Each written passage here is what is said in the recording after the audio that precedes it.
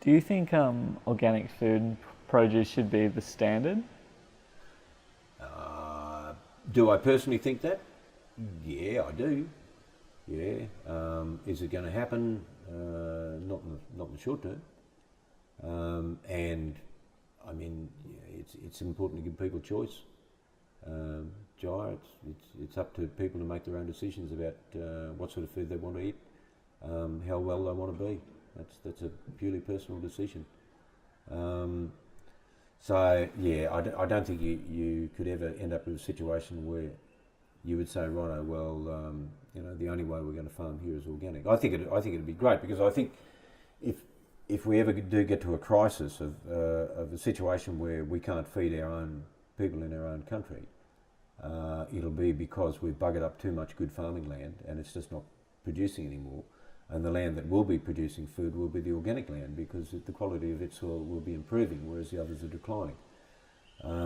So it may well come about in the long run that a lot of people will take up organic farming purely and simply because they want to stay farming. And the way they've been farming up until now has been too hellishly expensive, or it's resulted in soils that are no longer growing a crop and need to be fallow for 10 years and nothing done with them until they can. Do you think it could be also a consumer decision as well? Probably not. I think consumers will, 80% of consumers will always be driven by price, and 20% will be driven by health and other philosophies. If there was only organic farming, only organic food being produced, then everyone would be paying the same price probably, and therefore price wouldn't be an issue. But price has been a governing factor in buying food now for probably the last 50 or 60 years. It's going to take a while for that to go away.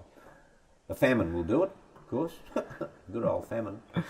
So you hinted on it a little bit before about the price differences between organic and conventional. Would you be able to give me the example when you talked about your basil compared to the basil that you've seen like in Woolworths?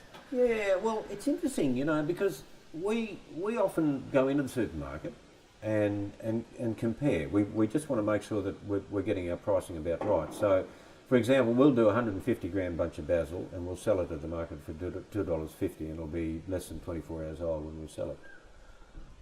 You can go into the supermarket sometimes and you'll find a 100 gram bunch of basil for $4. Which means that it's almost twice the price of what we're producing. Now that might be something that is more specific to specialty herbs. I dare say if you were to compare, say, spuds or something like that, if you were to look at organic spuds, I don't know what spuds are worth, but you might find that when you go into a supermarket that they'd be much, much, much, much, much cheaper to buy in bulk. Well, it's funny. I look at like sweet potatoes, for instance, and I can get certified organic sweet potatoes cheaper than just Australian grown sweet potatoes in Coles or Woolies. Is that right? Yeah, if I buy them from the farmer's market. Yeah. Same thing with bananas. Yep. I can get certified organic bananas for $3 a kilo, and they're usually $5.50 at a supermarket. Is that right? Yeah. Well, I think that's why a lot of farmers need to go and check prices. Farmers are always reluctant to put their prices up, particularly after they've been selling to the same bunch of customers for 10 years, because they have a feeling of obligation to do the best they can for those customers. The last thing you want to do is put the price up. And yet, your customer would be the first to say, well, you've got to make a bloody living, because if you don't, you're not going to be able to come here and sell to me next week anyway. So there's always that bit of a problem with farmers about, how do I actually ask the right price for my product? And they've probably had generations of people telling them their stuff's too dear anyway. Agents in the city saying, "Oh, your stuff's too expensive," So it's always good to go and compare prices in supermarkets. So what we like to think is that we can peg our price 10 to 20% above what the people are paying in the supermarket, and we think that probably is an indication of the fact that our product is better quality and is more healthy, And it's fresher. And it's fresher. That's the other thing, of course. Yeah, ours is a day old, whereas theirs is 5 days old sometimes. But that way, it's easier then for a farmer to say, oh, well, I really should put my price up to at least the Woolworths price, because because I'm growing as good or better product, and it's fresher, and not be afraid to do so. That's the other thing. I used to always worry about putting up my prices, and I put out a sign for a month beforehand saying, in August I'm going to put my bunch price up from $2 to $2.50, and most people said, yeah, so don't care.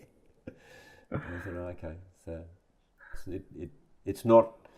I suppose for the people who go to farmers markets are probably a unique breed in their own right, in that sense, in that they are looking more, they're shopping more on the level of quality than they are on price.